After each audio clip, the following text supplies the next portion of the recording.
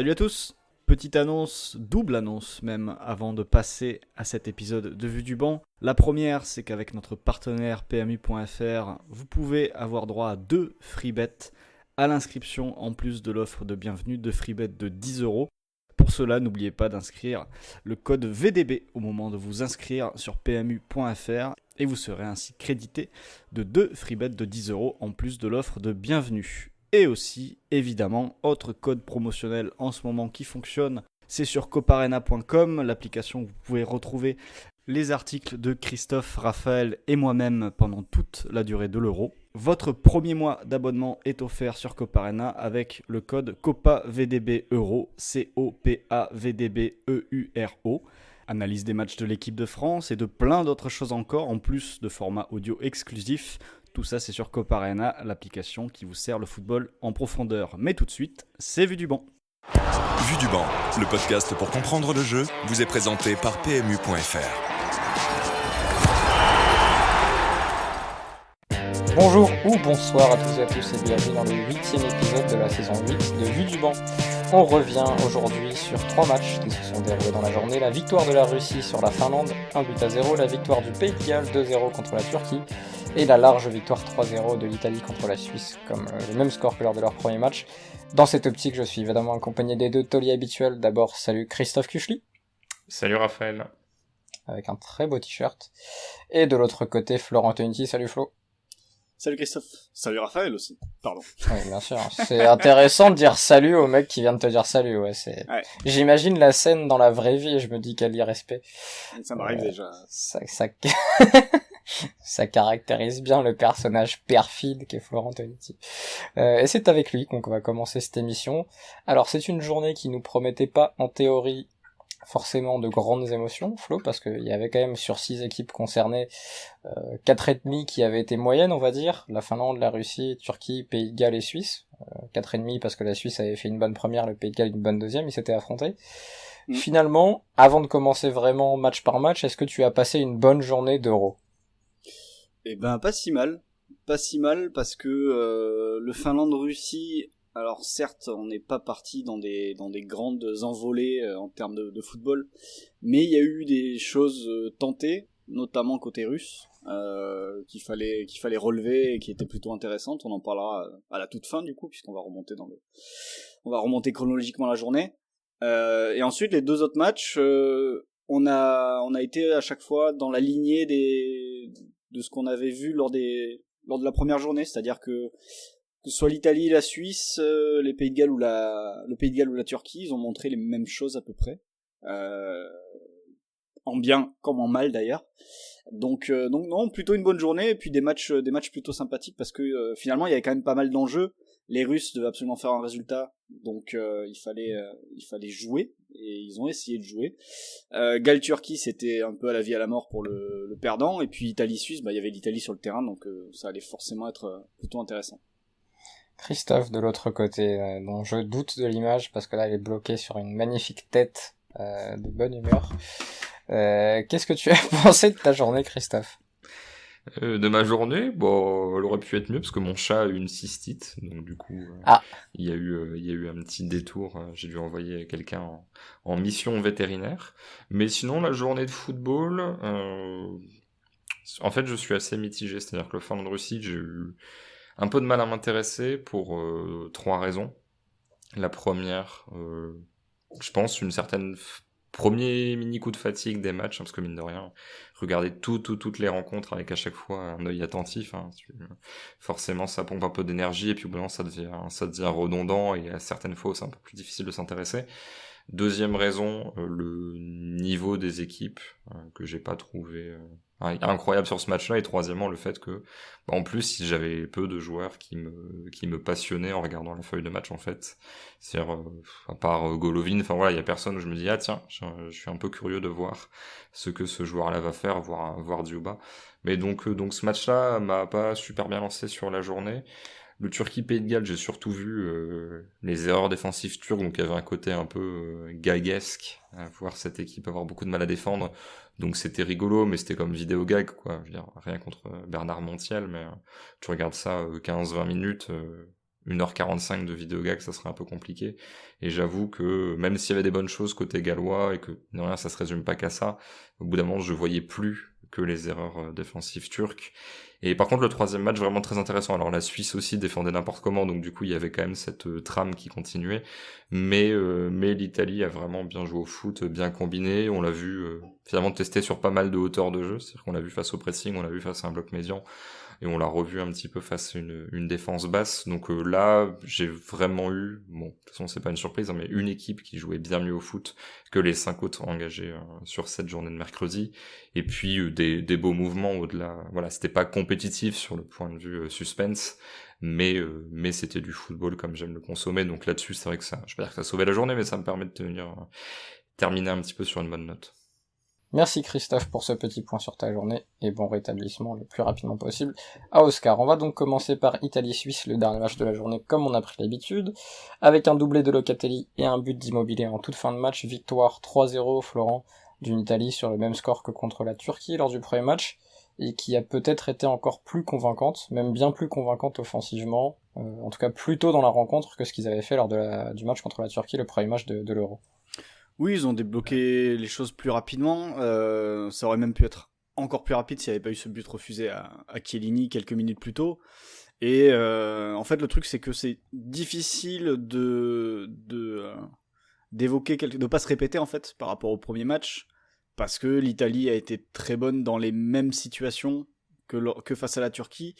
Et avec en plus en deuxième mi-temps une capacité aussi à faire la différence beaucoup plus tôt sur le terrain, parce que la Suisse essayait de sortir pour les presser et pour essayer un peu de tenir leur bloc un peu plus haut. Malheureusement, on va revenir dessus après, ça s'est très mal passé dans les deux cas, une Suisse qui attend ou une Suisse qui sort. Mais c'est vrai que voir l'Italie, par exemple, marquer ce premier but avec une sortie de balle que n'aurait pas renié Antonio Conte, où tu sors, tu touches Spinazzola, donc latéral gauche, mais faux pied, qui avec son pied droit met une balle dans le cœur du jeu pour une remise d'un des attaquants, je crois que c'est Immobilier, qui remet sur Locatelli, qui envoie de suite sur le joueur à l'opposé, le piston à l'opposé qui est Berardi, qui fait la différence et qui centre, et Locatelli qui termine. Enfin bref, ça c'est une action qu'on aurait pu voir en 2016 avec l'équipe de Conte, et là la voir forcément c'est très agréable. Et en deuxième mi-temps, c'est vrai que la Suisse est un peu plus sortie, et on a vu une Italie capable sous pression, mais capable quand même face à un adversaire très faible défensivement, que ce soit en défense placée ou en défense active, entre guillemets, au pressing. Donc c'est peut-être le seul bémol à mettre, c'est-à-dire que je suis pas certain que les Suisses sans le ballon soient moins forts, soit vraiment plus forts que les Turcs en fait. J'ai vraiment un doute là-dessus. Avec la balle, oui, mais vu que face à l'Italie, ils pouvaient pas l'avoir, bah, ça s'est très mal passé pour eux. Oui, ça se termine quand même à 50% de possession pour les deux équipes, vu que l'Italie a vite mené au score. Ouais, mais c'est ce qu'on disait avec après le match entre la Suisse et le Pays de Galles, où les Suisses font match nul, mais à partir du moment où ils n'ont plus le ballon, ils concèdent beaucoup d'occasions parce qu'ils n'arrivent pas à défendre. Je crois que ce qu'on avait pu retenir ou conclure, c'était de dire que dans les matchs où les Suisses auront pas la balle ou feront du 50-50 avec leur adversaire, bah, ça se passera mal pour eux. Voilà, c'est un petit peu ce qui s'est passé face à l'Italie, où en effet, comme tu le dis, à un moment donné, ils ont pu disputer la possession parce que l'Italie était devant au score et puis contrôler un petit peu son avantage. Christophe, qu'est-ce qui t'a particulièrement plu dans cette équipe d'Italie ce soir? Et même si on veut élargir depuis le match contre la Turquie, est-ce que ce match confirme ce qu'on avait vu contre la Turquie ou même renforce un peu les qualités collectives de l'Italie de Mancini? Bah pour moi ça renforce parce que la Turquie n'était jamais sortie de sa réserve en fait. Alors je sais pas si elle le pouvait ou pas. Dans l'absolu n'importe qui peut presser, hein. Je veux dire c'est pas compliqué, tu balances la balle en 6 mètres pour l'adversaire ou en touche pas loin du poteau de corner et tu montes le bloc et tu regardes ce qui se passe. Ça la Turquie l'avait jamais fait. Moi après je suis pas sûr que ce jour-là ils arrivaient même à viser les touches s'ils avaient souhaité le faire. C'était un petit peu compliqué au niveau des relances, mais bon du coup tu savais que l'Italie était capable de manœuvrer un bloc bas, que c'était pas non plus le grand Barça de Guardiola, hein. C'est-à-dire que tu créais des espaces mais il y avait toujours moyen de faire mieux.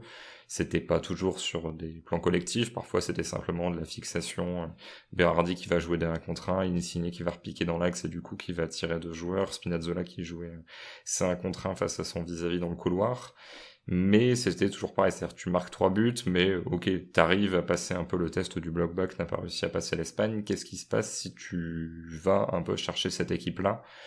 On a eu un truc qui, alors c'était assez attendu, hein, mais on en a eu la confirmation, c'est-à-dire que finalement beaucoup de joueurs de cette équipe sont un peu l'identité de coach ayant l'habitude de repartir bas. Alors c'est-à-dire que là, il y a eu des circuits à la Conte, à part Barella, t'as pas de joueur étiqueté Conte, mais Bonucci, Chiellini ont quand même connu un peu Sarri, Spinazzola a joué dans pas mal d'équipes qui avaient quand même envie de le solliciter sur sa qualité à rejouer intérieur avec son autre pied ou autre. Enfin voilà, il est quand même assez souvent impliqué dans des triangles. Et surtout, t'as Locatelli, Berardi qui sont à Sassuolo avec l'ami de Zerbi, Jorginho qui était avec Sarri, donc même Insigne qui était avec Sarri, même si encore une fois lui c'est un petit peu différent, il arrive plus en bout de chaîne et plus pour faire des différences individuelles, mais en gros, ces joueurs-là parlent le même football, sont habitués à être pressés, mais parce que de manière générale, en Serie A, beaucoup de gens pressent et toutes les équipes cherchent à relancer au sol, hein, même quand tu vas vers tout en bas du tableau, Crotone, La Spezia, etc. Ça cherche vraiment à jouer depuis bas sur le terrain. Et on en a eu la confirmation là, c'est-à-dire que si tu vas chercher les Italiens, faut vraiment bien le faire, faut pas arriver avec une demi-seconde de retard, parce que sinon tu ouvres des espaces assez incroyables. C'est bien de le savoir, parce que mine de rien, tu pouvais quand même avoir cette interrogation de te dire, il y a pas Verratti. Locatelli est un très bon joueur, hein, tu le sais aussi bien que moi, puisque t'as écrit sur lui, sur Sassuolo, sur Coparena. Il y a de ça de longs mois, et c'est un joueur que t'as toujours beaucoup apprécié.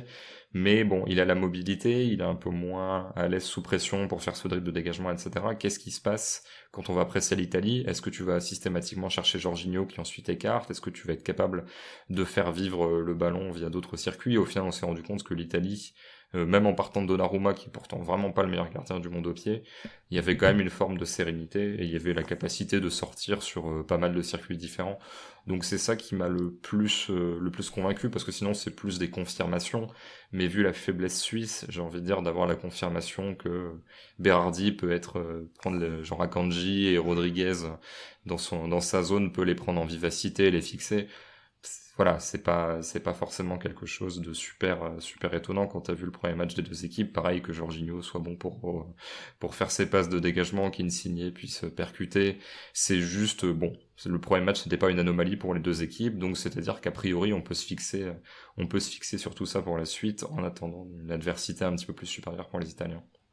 Ouais, Locatelli, quand j'avais pas mal observé ses matchs, parce que Sassuolo est souvent sympa à voir et écrit sur lui, j'aurais bien aimé le voir à la place d'un Rodri, par exemple, dans le milieu de City à un moment, même si Rodri s'est un peu rattrapé sur sa deuxième partie de saison.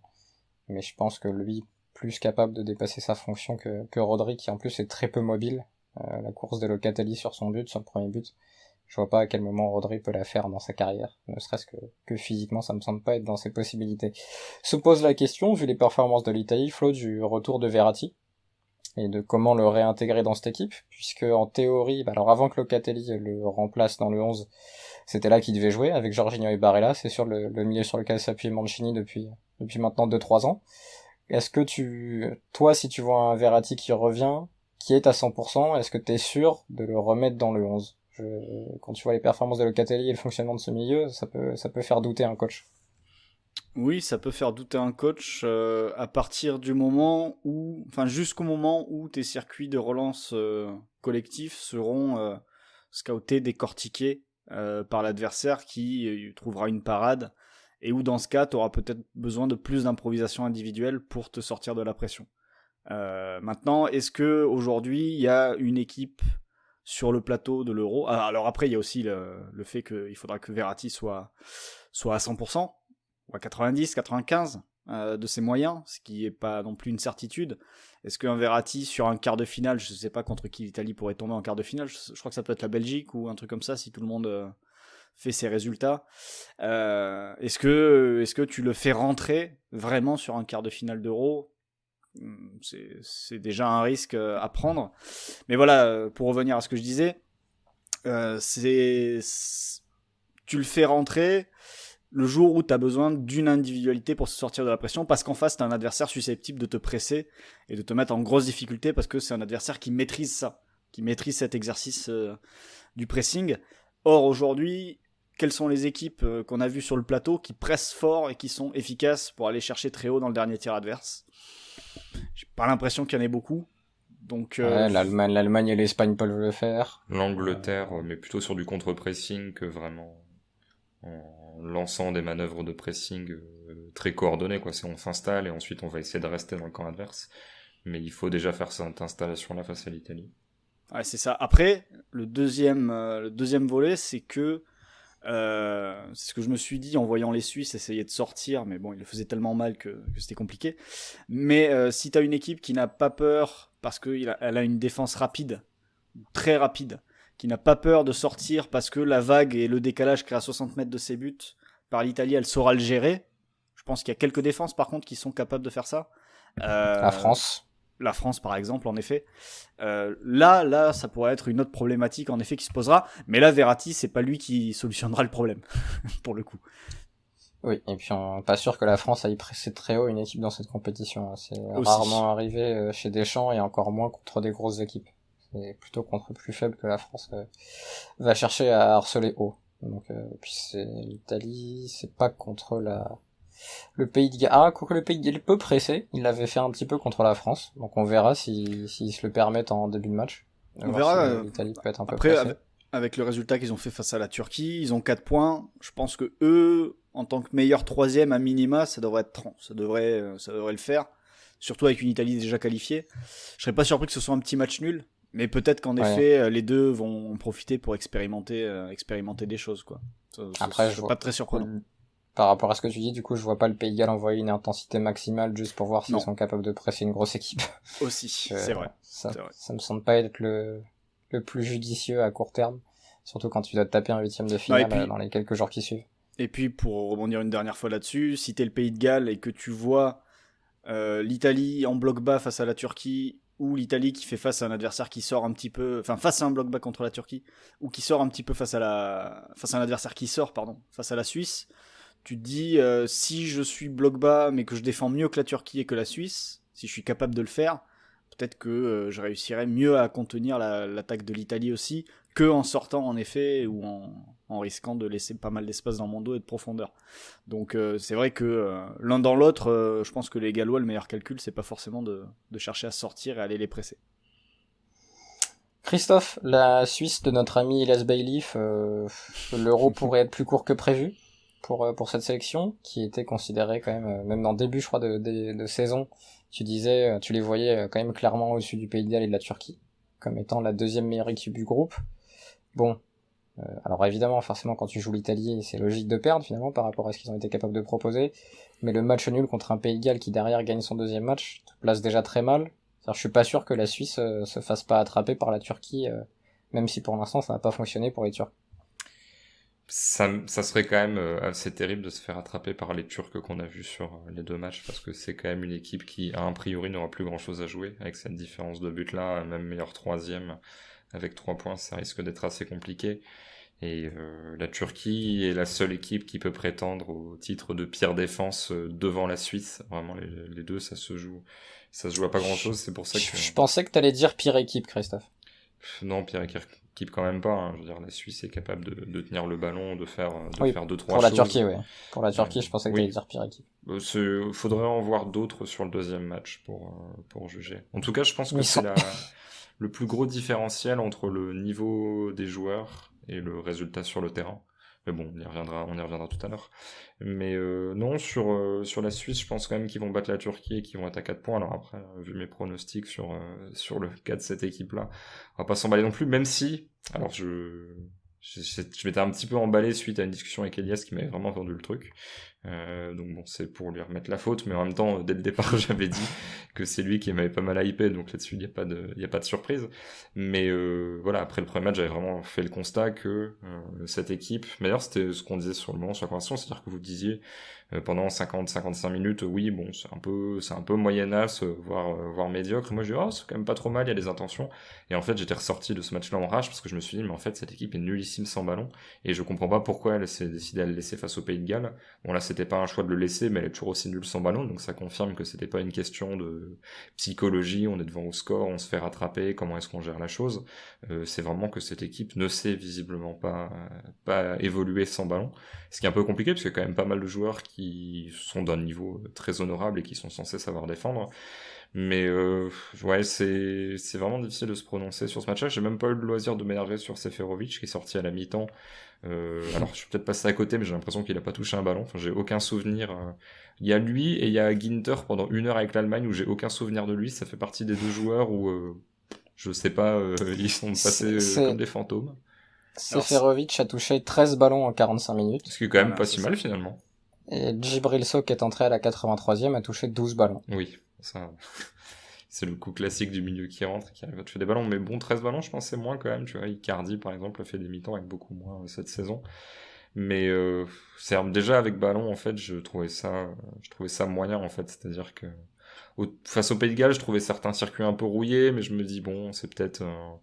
Voilà, genre, t'arrives quand même à trouver Mbabou, il y a 2-3 choses un peu intéressantes. Bon, il y a évidemment Mbolo qui était un peu un one-man wrecking crew, quoi, qui faisait un peu le bordel à lui tout seul. Et là, bon, c'était plus facile à identifier pour l'Italie parce que tu savais un peu quelles étaient les menaces. Mais j'ai pas vu d'autres idées. Maintenant, ouais, c'est autant, on va dire que l'attitude avec ballon et la qualité de ce que tu faisais quand t'avais la possession, c'est un peu embêtant pour les projections sur le dernier match face à la Turquie, parce que je pense qu'a priori tu auras la possession, et dans tous les cas tu seras dans l'obligation de gagner, donc du coup tu devras quand même être capable de faire un minimum le jeu.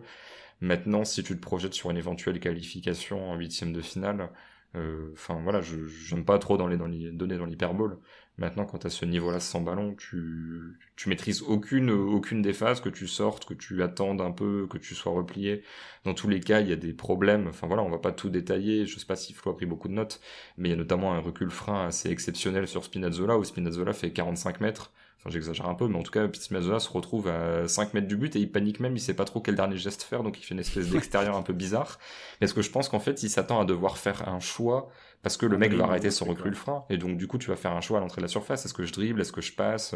Est-ce que je tire? Et là, en fait, il se retrouve tellement proche du but que je pense qu'il s'attend pas du tout à ça. Et donc, c'est des trucs comme ça où tu dis individuellement, au-delà de la cohésion collective, je parle même pas de la fois où Akanji a arrêté de courir alors que je crois que c'était un appel d'immobilier, je sais plus, enfin, en tout cas, Ouais, c'est ça. il est le plus proche du joueur et puis il s'arrête de courir et puis il s'écarte. Et en plus, juste derrière, ouais. je crois qu'il dit à Elvedi, mais c'était le tien. Parce qu'Elvedi, Oui. ça lui passe au-dessus au début et c'est lui qui revient. Et même si Donc, c'est le sien, voilà, tu t'échanges les marquages. Enfin, c'est des choses comme ça où tu dis niveau d'attitude, il y a des choses où c'est pas possible. En fait, même si ça se qualifie, il faudra changer un truc parce que les Suisses qu'on a vus sur on va dire 90 minutes, voire un peu plus sans ballon, sur les 180 minutes disputées, bah c'est même pas du niveau de l'Euro, hein, je veux pas être méchant, mais là il y a quand même 2 équipes entre la Suisse et la Turquie où j'avais l'impression de regarder une mauvaise équipe de Ligue 1, quoi. C'est un peu dommage. Comment la Suisse attaquait à part le long ballon de Xhaka dans le dos de la défense italienne, qui j'ai l'impression a été le ballon le plus souvent tenté, souvent hors jeu d'ailleurs, parce qu'il y a 2-3 minimum ballons comme ça que Xhaka tente par-dessus la défense qui sont hors jeu à chaque fois. Qu'est-ce qu'il y avait, Flo, dans l'attaque placée des Suisses face à l'Italie? Bah, très peu de choses. Déjà, il fallait réussir à avancer dans le terrain et les Suisses, on l'avait déjà vu face au Pays de Galles, mobiliser quand même beaucoup de monde à la relance pour ne serait-ce que progresser dans le camp adverse. Et là, c'était le cas, sauf qu'ils mobilisaient beaucoup de monde, mais c'était à 30 mètres de leur but pour ressortir le ballon. Donc déjà, ça c'était un premier point qui rendait les choses un petit peu compliquées. Et après, c'est vrai que pour progresser, bah, soit, comme tu disais, tu avais un long ballon de Xhaka, soit tu trouvais un Shaqiri qui essayait de faire des choses entre les lignes mais qui trouvait pas vraiment de relais, soit tu essayais de trouver un Mbolo mais qui se faisait tirer le maillot par un Italien et qui du coup tirait le maillot de l'Italien derrière et du coup était sanctionné d'une faute. Voilà. En résumé, c'est un petit peu ça côté suisse, et c'est vrai que Xhaka a touché sa centaine de ballons, il me semble. J'ai 88 passes, ouais. Ouais, mais c'est vrai que autour de lui, il y a des joueurs qui ont très très peu d'influence, quoi. Freuler en a 2 fois moins sans doute, ou on doit pas être loin de Ouais, de ça. j'ai ça 102 touches chacun. Ensuite, Akanji, Rodriguez et Elvedi sont un peu plus de 70. Et on tombe à Freuler 55, Shaqiri 45. Mais c'est vrai que globalement, et après bon, t'avais Seferovic en première mi-temps et Gavranovic qui sont pas forcément des joueurs, ils sont plus des finisseurs ou des trous noirs en termes de construction qu'autre chose. Donc voilà, sur attaque placée, c'est même pas intéressant d'évoquer la Suisse sur attaque placée sur ce match parce qu'il y avait quasiment rien à évoquer. Alors s'il y a eu juste un truc qu'on a vu en début de match, c'était que Mbabou jouait très haut sur les premières minutes de jeu. L'idée était sans doute de mettre de la pression et de pouvoir renverser sur lui dès que possible pour finir une action. Le problème, c'est qu'à partir du moment où Mbabou jouait très haut, tu pouvais aussi prendre des transitions derrière de l'Italie lorsqu'elle sortait. Et c'est plusieurs fois, on a vu sortir en première mi-temps Spinazzola assez vite, assez fort de ce côté. Et avec en plus derrière une Suisse adepte du recul frein plutôt que du marquage préventif, comme l'évoquait Christophe. Ce qui fait qu'à partir du moment où tu arrivais à sortir de tes 30 mètres, et ben, tu pouvais partir sur 30-40 mètres de conduite de balle parce qu'en face, ça sortirait pas. Et c'est vrai que, je vais revenir à la défense, mais en termes de passivité, Elvedi et Akanji des deux côtés, en tant que stopper excentré, qui normalement, dans ce genre de système, à 3 derrière, doivent être quand même des mecs agressifs, qui n'hésitent pas à sortir de la ligne défensive. Ça doit plus ressembler à des Rudiger, par exemple, qu'autre chose. Même s'ils peuvent éviter de mordre, évidemment, s'ils en ont l'occasion. Mais là, ce soir, les deux, mais ça défendait à 4 mètres de l'adversaire, quoi. C'était... Et j'insiste sur les deux, parce que c'est vrai que dans ce système-là, on attend que ce soit les plus agressifs, mais ça vaut aussi pour tout le reste de l'équipe. Christophe, du côté italien, on était évidemment content de voir Di Lorenzo démarrer le match. Il a été performant. Est-ce que d'autres individualités t'ont marqué, des individualités différentes du premier match? Il y a notamment la blessure de Chiellini, peut-être qu'elle va t'inspirer aussi. Acerbi est rentré, a été plutôt performant. Se pose quand même la question de cette succession, de ce que ça veut dire pour l'Italie. D'ailleurs, Toloi est rentré aussi, il a claqué une passe D. Dans l'esprit Atalanta, tu rentres, tu es décisif, à la Luis Muriel. Qui a retenu ton attention chez la Squadra Azzurra? Alors c'est pas forcément le truc le plus évident, mais vu que je remonte le terrain, pour l'instant Donnarumma ne fait pas de frayeur, il fait son job. Il n'a pas eu d'exploit à faire, hein, mais quand il y a des arrêts à faire, il les fait. Et avec le ballon au pied, je suis pas serein, mais pour l'instant ça passe sans trop de frayeur. Donc déjà ça pour moi c'était presque la plus grosse incertitude parce qu'on sait que Donnarumma a un niveau moyen assez haut. Maintenant il y a toujours 80% de bons matchs et 20% de matchs médiocres, et il y a voilà, c'est pas Keylor Navas où il en rate un ou deux par saison, lui c'est un petit peu plus. Donc tu sais jamais si ça va tomber pendant les 7-8 matchs d'une compétition internationale. Là pour l'instant ça va. Donc a priori c'est pas mal. C'est vrai que la sortie de Chiellini, ça peut changer des choses sur l'aspect. Je suis pas sûr que Chiellini soit un hyper bon défenseur en 2021. Maintenant, de pouvoir aligner une charnière de club qui se connaît par cœur, c'est sûr que c'est quand même un avantage. Parce que je pense sincèrement que au niveau suisse, mais comme au niveau turc, hein, y a aussi des problèmes d'habitude de jouer ensemble, peut-être psychologique, hein, mais je veux dire, Elvedi Akanji, c'est des joueurs qui ont joué la Ligue des Champions, tu vois, donc ce sont des mecs qui normalement sont capables de faire beaucoup mieux. Là-dessus, je pense que on va dire la complémentarité expérimentée en club peut provoquer une surperformance. Acerbi est trentenaire et habitué, voilà, il a aussi joué la Ligue des Champions cette saison. C'est un bon défenseur, il n'a pas été trop testé, mais j'ai trouvé son entrée assez propre, assez intéressant, donc je suis pas sûr que tu perdes tant que ça au change. Je pense qu'il est un peu meilleur actuellement que Chiellini. Aussi leader de défense, hein, parce qu'il est entouré de gens qui ont beaucoup de mal à défendre à la Lazio, il est un peu seul au milieu du désert. Donc du coup, voilà, c'est pas quelqu'un qui est un peu le passager clandestin de défense porté par des binômes beaucoup plus forts que lui. Donc là-dessus, il peut avoir ce leadership qui va assez bien complémenter, faire le complément de Bonucci sur la charnière. Spinazzola, toujours assez égal à lui-même. Il fait toujours ses dribbles un peu au ralenti et ça passe assez souvent. Même si parfois je me demande s'il se pose la question de savoir s'il doit rentrer sur le droit ou centrer du gauche. Non, rien de... Bon, Locatelli évidemment, hein, qui marque ses buts. En fait, c'est limite plus des moments en fait que des joueurs, parce qu'il y a des sorties de balles où finalement tout le monde participe un peu et tu te dis je vais pas mettre plus en exergue Barella par exemple qu'un autre parce que il fait son taf, hein, mais au final c'est un enchaînement de 5 passes et du coup il est celui qui va faire la dernière ou qui va attaquer l'espace une fois le décalage fait. C'est des moments comme Berardi sur le premier but par exemple. C'est tout bête et c'est peut-être pas super intéressant, mais moi en tout cas ça m'a frappé, c'est-à-dire que je pense sincèrement que quand il fixe Rodriguez s'attend à ce qu'il repique intérieur, ce qui est quand même le truc assez classique quand tu pars de ce côté-là, et au final il reste sur le côté, il la pousse encore. Alors il fait pas non plus Messi face à Boateng, hein, mais il y a quand même ce côté-là où finalement je poursuis ma course, et au final il fait le centre en bout de course. Alors la Suisse s'arrête un petit peu de défendre, donc c'est tout de suite plus facile, mais c'est des choses comme ça où tu te dis, c'est toujours bien en fait d'avoir ces petits moments de lucidité, d'intelligence des joueurs qui savent, qui en gros se rendre compte qu'ils sont lisibles. Alors Insigne par exemple est lisible, mais ça passe, donc a priori il a pas de raison de trop changer, même s'il a joué numéro 10 sous Ancelotti, qu'il a 2-3 mots ça se passait pas mal et qu'il est quand même capable de faire un peu autre chose. Mais voilà, il y a des moments où j'ai trouvé que même Barella, voilà, ça faisait genre à la fin de faire la passe supplémentaire et ça se retournait, ça allait attaquer l'espace. C'est vraiment ces moments-là de lucidité, voilà, où tu sens qu'il y a quand même un QI foot, pour reprendre l'expression, qui est un peu plus élevé que de l'autre côté. J'aime bien parce que c'est vrai que tu peux avoir dans certaines sélections ce côté, bon, on atteint notre meilleur niveau parce qu'on répète des circuits de passe, parce que c'est très téléguidé, et tu te rends compte qu'au sein d'un cadre qui est finalement pas rigide, hein, mais qui en tout cas est assez précis sur la manière dont tu joues, les joueurs sont assez libres de s'exprimer et arrivent à faire parler leur propre qualité sans forcément sortir du plan de jeu. Donc c'est vraiment le meilleur des deux mondes, quoi. T'as la cohérence et la solidité, la discipline, le collectif, mais en même temps, des joueurs vont être capables de prendre des initiatives individuelles.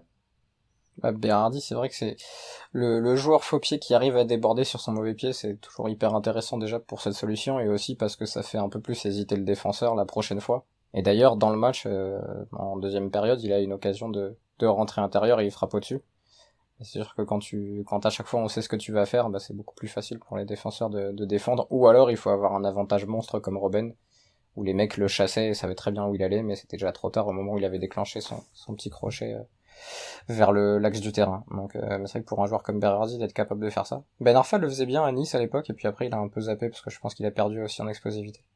Et l'Italie en a deux comme ça, hein. L'Italie a Spinazzola qui peut faire pareil aussi, de l'autre côté. Ouais, mais Spinazzola il accélère pas, c'est ça qui est encore plus impressionnant.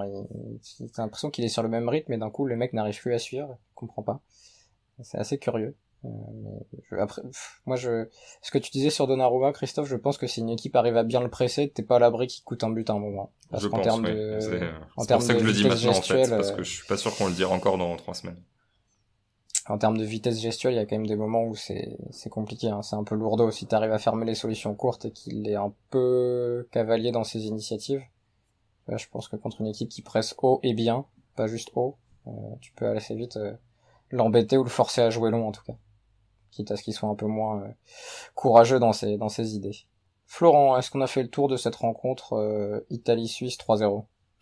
Oui, je pense. Juste ajouter un petit quelque chose pour la Suisse qui n'arrive pas à défendre. Juste évoquer quand même le fait que il y a une grande habitude qui est assez connue, qui est assez répandue, qui est connue de la Suisse, de n'affronter que des petites équipes dès qu'elle a l'occasion de les choisir, ses adversaires, de manière à être toujours bien placé dans les chapeaux pour les tirages au sort d'éliminatoires, voire de phase finale. Et en l'occurrence, du coup, ce qui peut t'arriver, c'est que le jour où tu as un adversaire qui arrive à te priver du ballon parce que tu n'as jamais eu à défendre dans ce genre de match, et tu te retrouves en grande difficulté parce que t'as jamais appris forcément à souffrir avec ces joueurs-là en affrontant plus gros. Et c'est vrai que quand tu remontes les derniers matchs de la Suisse avant ce match face à l'Italie, donc je remonte sur Soccerway, donc au mois de juin pour se préparer, ils ont affronté Liechtenstein, ils ont gagné 7-0, ils ont affronté les États-Unis, ils ont gagné 2-1, ils ont joué la Finlande, ils ont gagné 3-2. Donc déjà ça prenait des buts quand même. Ensuite, c'est les éliminatoires, ils battent la Lituanie 1-0. Ensuite, ils battent la Bulgarie 3-0. Après, on revient en Ligue des Nations, ils font quand même 3-0 victoire face à l'Ukraine, donc ça, pourquoi pas, c'était pas mal. Mais ensuite, un partout, c'était face à l'Espagne, je sais plus si on a vu ce match d'ailleurs, et défaite 2-1 face à la Belgique. Donc voilà, ça c'est les derniers matchs en novembre, et si on remonte... Pour le coup, Belgique c'était un amical, donc là ils avaient été assez courageux. Oui. C'était un amical, c'est vrai. c'est vrai.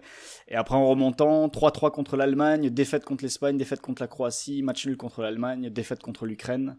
Et voilà. Et avant, il y avait eu le Covid. Mais c'est vrai que c'est une habitude qui est bien connue de l'autre côté de la frontière et qui fonctionne, puisque c'est vrai que la Suisse est toujours en bonne position dans les tirages. Mais à un moment donné, c'est quelque chose que tu peux payer dans ce genre de situation où t'as eu quand même pas mal de matchs où t'as pas forcément appris à défendre ensemble. Et ça joue peut-être aujourd'hui sur le genre de prestations qu'on peut voir face au Pays de Galles ou face à l'Italie à partir du moment où ils sont privés du ballon. Dernier petit truc à rajouter, là sur l'Italie, c'est-à-dire qu'elle a raté pas mal de choses. Clairement, il y a un moment, je me dis, allez, le deuxième, il est à la 52e, mais on va dire qu'entre le premier et le deuxième, sur les 25 minutes, t'as quand même plusieurs occasions de faire le break. Et je me dis, mince, faudra quand même être plus tueur parce que voilà, t'auras pas le même volume d'occasions face à plus faible, mais cette équipe-là est capable de marquer des buts d'une petite vingtaine de mètres. Et pour moi, ça fait toute la différence. Alors, c'est toujours pareil, hein, c'est mieux de marquer tes grosses occasions. Mais si tu rates tes grosses occasions et que tu mets des petites occasions, tu marques quand même. Donc au final, l'un dans l'autre, tu rééquilibres la balance sur le fait que voilà, sur les deux occasions, il y en a une qui doit rentrer. Et je trouve ça pas mal parce que autant l'Espagne, j'ai des doutes aussi sur la qualité de finition, comme je peux en avoir un petit peu sur l'Italie, mais je suis pas sûr que l'Espagne ait forcément l'habitude et les joueurs qui vont savoir obtenir ces positions de tir, un peu les tirs Atalanta, quoi, à 20-22 mètres. Et le fait que, alors c'est pas dit, voilà, c'est pas forcément des scénarios qui sont reproductibles, hein, tu marques pas de 20 mètres à chaque match, sauf si t'es Lionel Messi. Mais mine de rien, je trouve ça assez intéressant parce que, mine de rien, ça va quand même forcer les adversaires à monter un petit peu, donc ça peut t'ouvrir une petite diagonale de passe entre le central et le latéral pour faire un lancement sur quelqu'un qui fera un appel en profondeur parce que l'un des défenseurs va monter sur toi. Mais sinon, de manière générale, les jours où t'es pas trop en réussite, si t'as cette arme du tir de loin, c'est quand même pas mal. Et l'Atalanta là-dessus est un super exemple parce que c'est plus qu'une solution de recours, c'est parfois même un projet de jeu. Et voilà, c'est bien aussi d'avoir des milieux qui marquent en fait, tout simplement. Et je suis pas sûr que toutes les équipes où il peut y avoir une incertitude sur le côté finisseur du numéro 9 puissent avoir cette alternative. Ouais, 5 grosses occasions pour l'Italie ce soir, 4 grosses occasions ratées quand même. Voilà. Mais après ils concèdent pas beaucoup pour le moment. Donc, non, 0 concédé. Ouais. Ils ont concédé 0,25 expected goals là sur SofaScore pour 2,78 créés. Voilà, pour compléter là-dessus. J'allais dire, mais leur pool est pas incroyable, mais il y a peu de poules incroyables. Non. Donc en fait, on pourrait dire ça pour toutes les équipes, sauf celle du groupe de la France. Ouais, mais là, je crois qu'elle est particulièrement pas incroyable pour le coup. C'est à mon avis. Après, la poule de la Belgique est pas non plus terrifiante, tu vois. Justement, puisqu'on parle de la poule de la Belgique, pas du tout. On va commencer par Turquie-Pays de Galles. Mauvaise transition. Turquie-Pays de Galles, donc le groupe de l'Italie toujours. 2-0 pour le Pays de Galles, but d'Aaron Ramsey à la 42e, but de Connor Roberts au bout du temps additionnel, 2 passes décisives de Gareth Bale, mais un pénalty raté pour lui. Une Turquie qui a eu plus le ballon et plus de tirs que lors du premier match. En même temps, c'était pas difficile de faire pire que ça.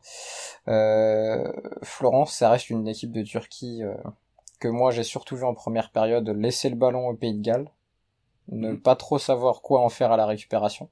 Alors peut-être que ça a un peu changé avec l'ouverture du score de Ramsey à la 42e, j'ai raté la deuxième période à cause du foot, mais qu'est-ce qui s'est passé dans ce match pour nous faire croire à des choses différentes des premiers matchs? Parce que là, comme tu disais, on va beaucoup se répéter, je pense, dans cet épisode, oui. On s'est déjà beaucoup répété. Qu'est-ce qu'il y a de différent pour ces deux équipes par rapport au premier match? Je pense qu'il n'y a pas grand-chose en fait. C'est-à-dire que sur la Turquie, on a revu une équipe loin d'être de la modernité. C'est-à-dire on a vu une équipe qui ne presse pas et on a vu une équipe qui ne soigne pas spécialement ses sorties de balle. Donc tu mixes les deux et du coup tu as une équipe qui date de 2002-2003. Ce qui colle à son sélectionneur d'ailleurs, qui était là à la dernière période de gloire de la Turquie avec la demi-finale en 2002.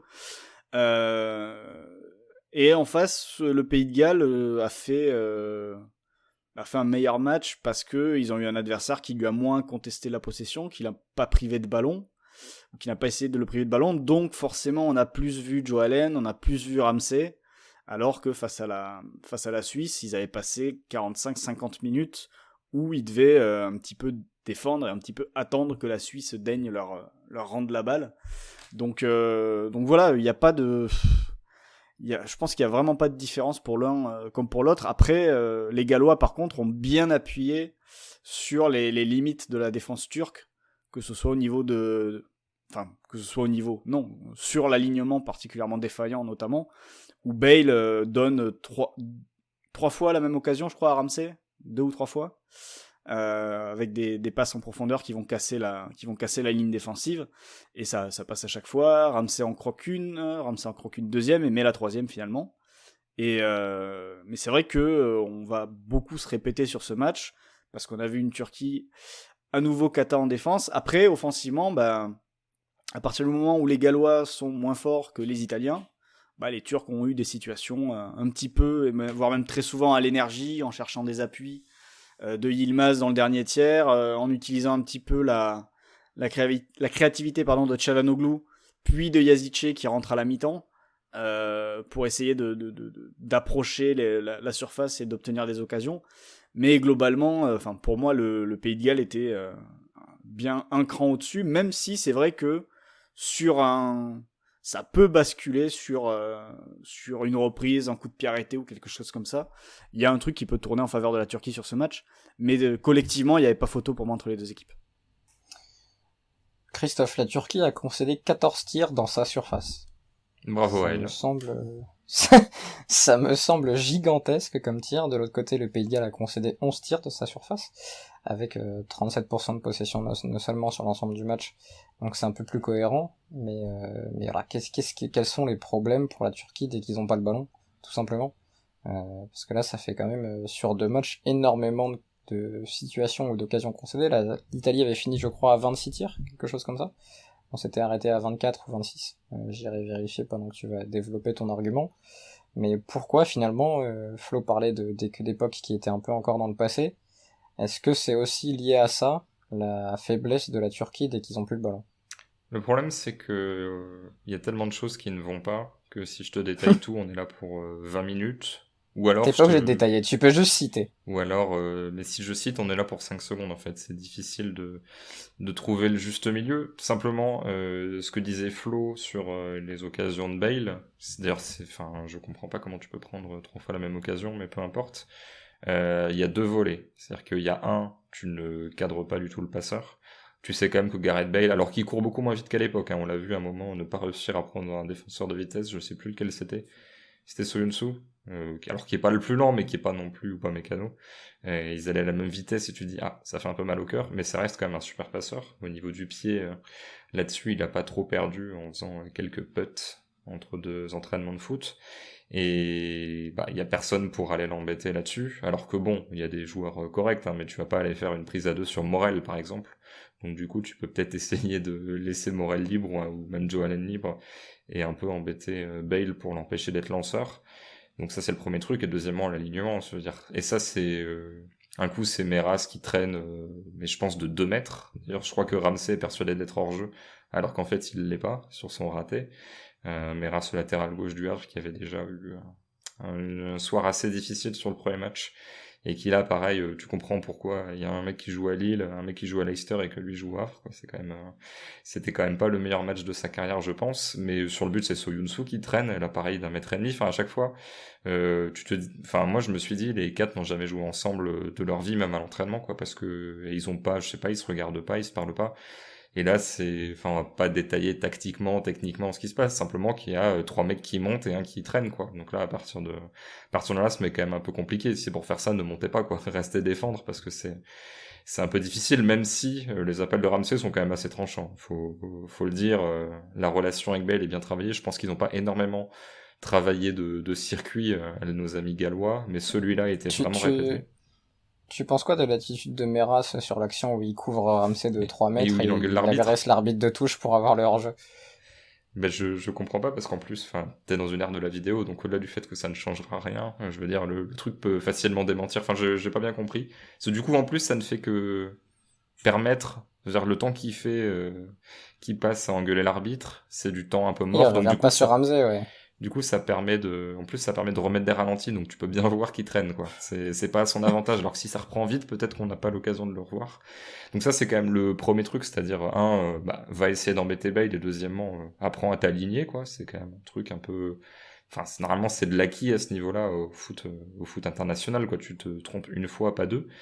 Et deuxièmement, et ça, c'est Il y a d'autres choses, hein, mais l'autre truc qui m'a vraiment marqué, parce que je trouve que Moore, par exemple, a pas forcément dominé dans les airs. Alors il y a des petits trucs, genre la défense des corners c'était assez compliqué, mais bon, le Pays de Galles avait quand même des combinaisons qui étaient pas inintéressantes.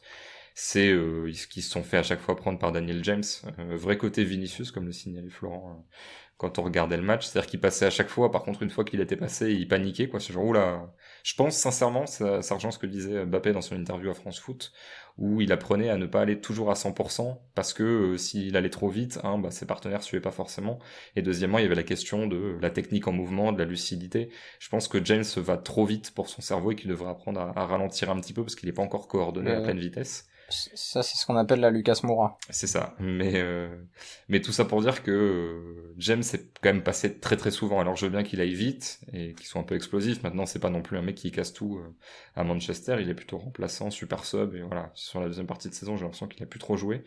Donc bon, ça peut être chiant à défendre. Au final, ça n'a pas trop abouti. Mais rien que le fait que tu puisses te faire casser sur des passes, sur des appels et sur simplement sur le duel aérien, ça allait encore. Sur simplement un mec qui prend la balle dans les pieds et qui court à toute vitesse tout droit, il reste quoi? C'est-à-dire si t'as des trucs à colmater de partout, bah tu peux plus faire des choix et tu peux plus choisir ton poison quoi. Donc du coup c'est un peu compliqué.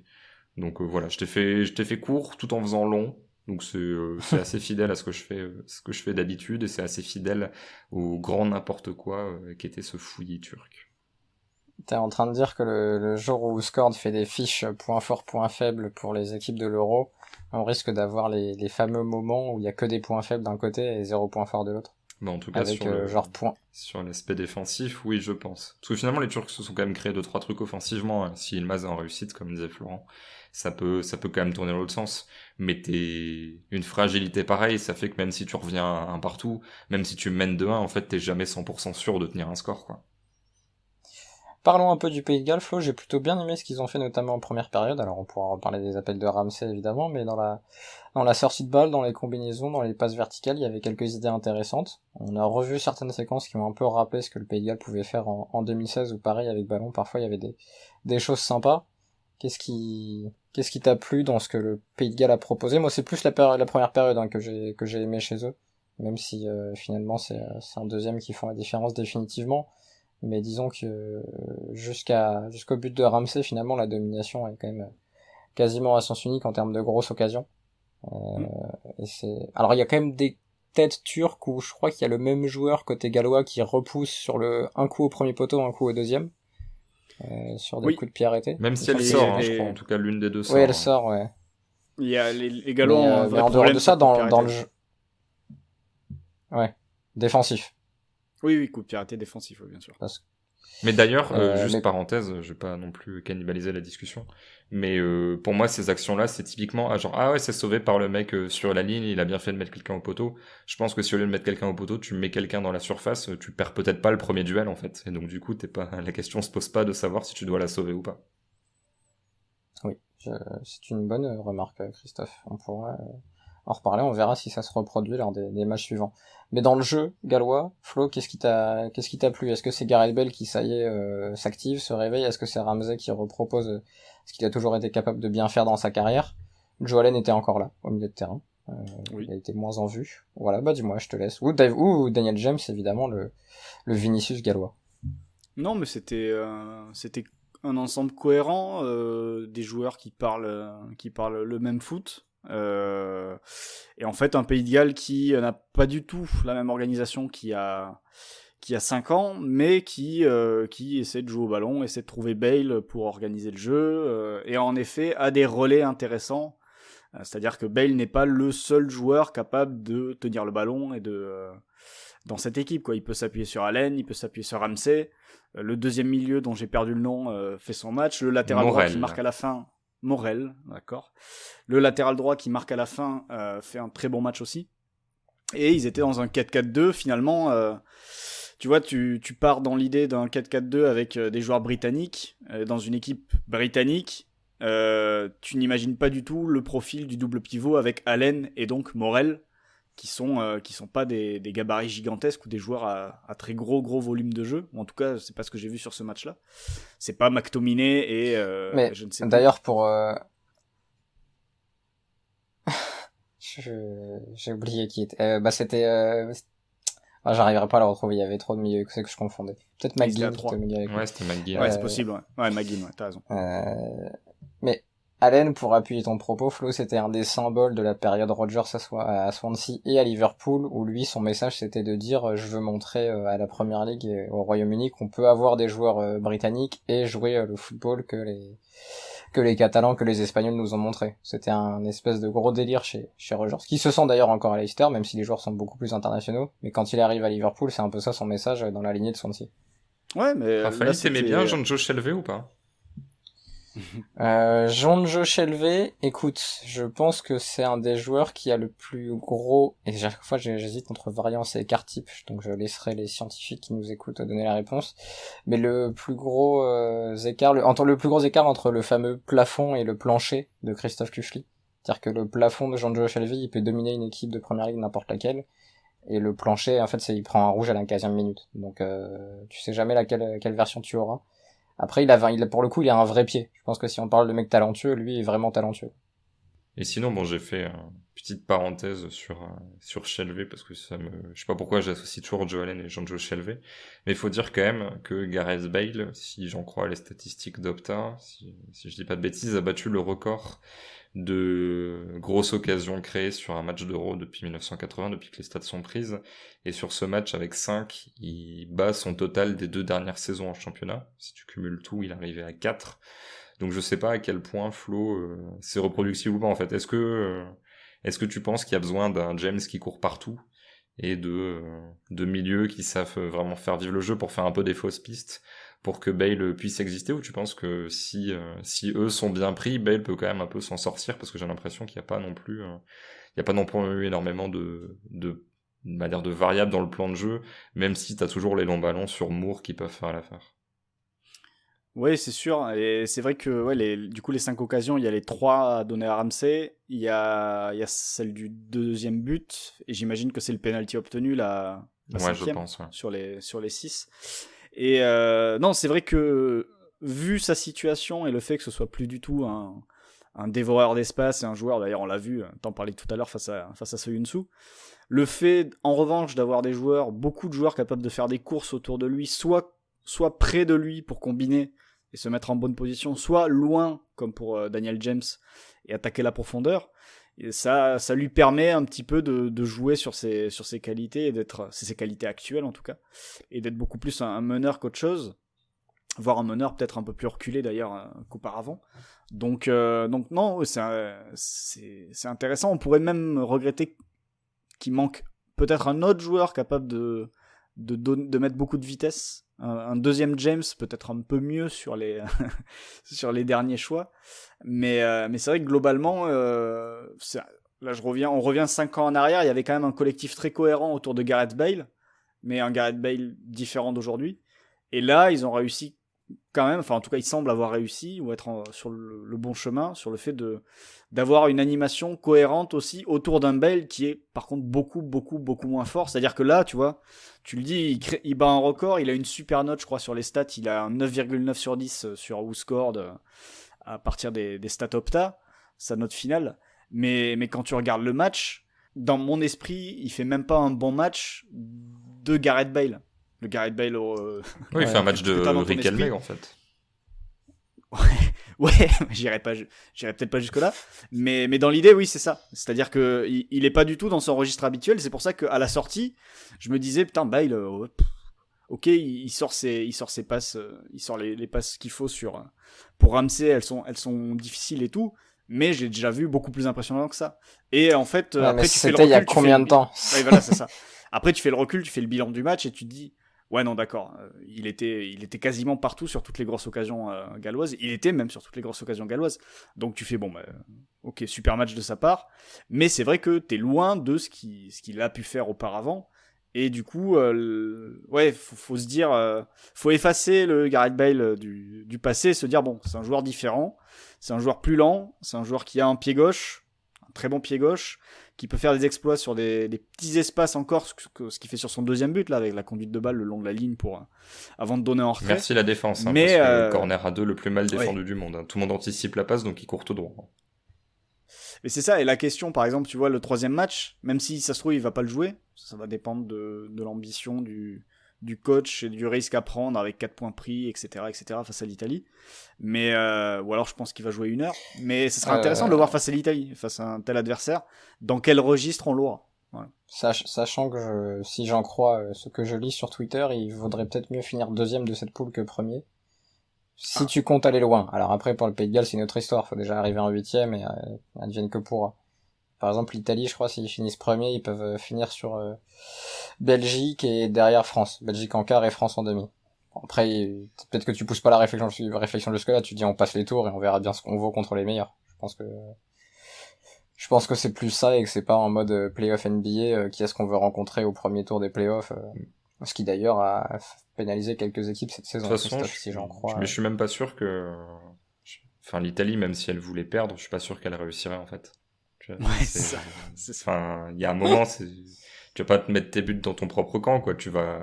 Enfin, les mecs qui sont sur le terrain, ils jouent à fond.